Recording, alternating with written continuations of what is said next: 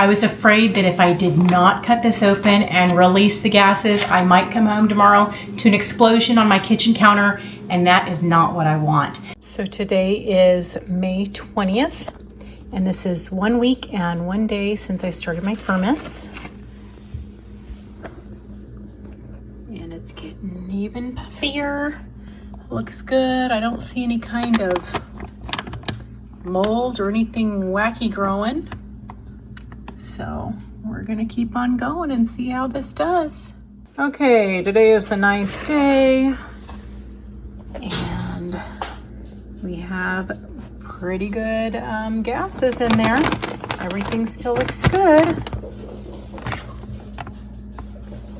So that is day 9 update. Day number 10.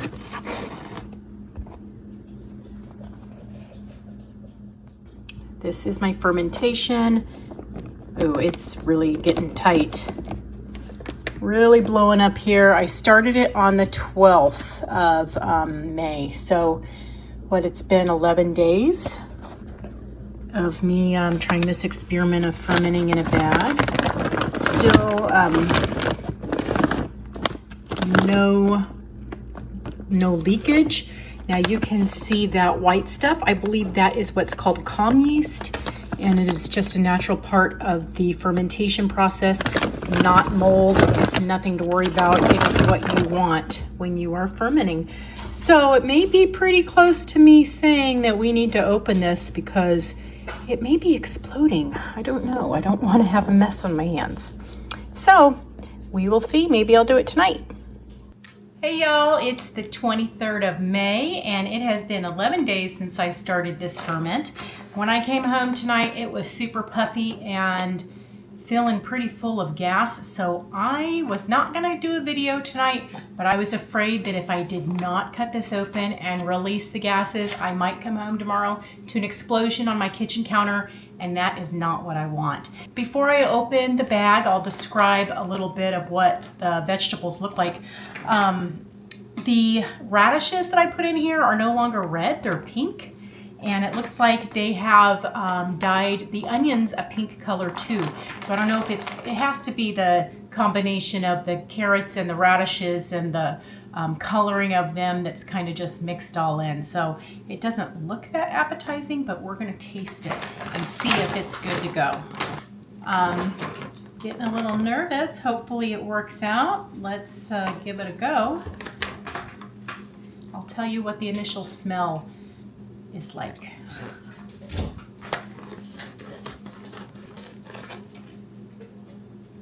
It smells like a ferment.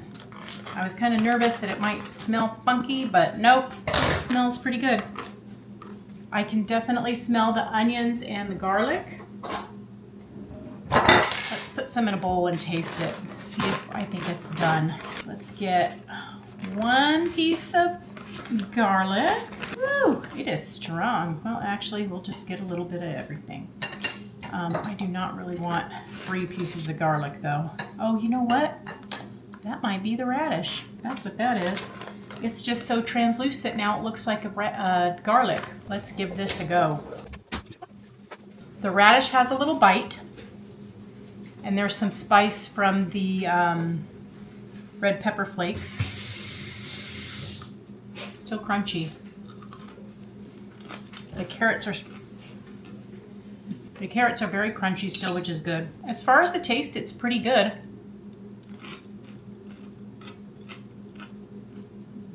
There's still a lot of good crunch in the onions and the carrots and the radishes. And I can feel that, the twinge. You know how when you taste something that's fermented, you get that little twinge in the back of your teeth? That is there. Kind of almost reminds me like it might have vinegar in it, but it doesn't have vinegar in it. Just simply salt. And I didn't even put water. It's just the juices from the fermented foods. So I'm gonna stop this ferment. I'm gonna place them in the jars. They'll actually still ferment while in the fridge, just at a really slow pace.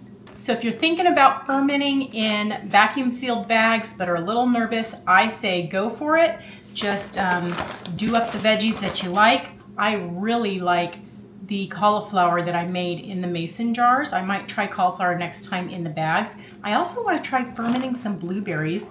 And then when I make the yogurt with the lactobacillus bacteria in it, then I can use the fermented blueberries in that, and that I think will be good. It won't be as sweet because the blueberries are going to be fermented with salt, so it's not going to be a sweet version of a blueberry, but I think it will complement the yogurt quite nicely. All right, everybody, so I filled up 2 jars with my ferments. As you can see, I did pour a little bit of that juice in each of the jars and just dispersed it evenly. So it gave me about a quarter full of juice, but it will be fine. It does not have to have juice covering all of that.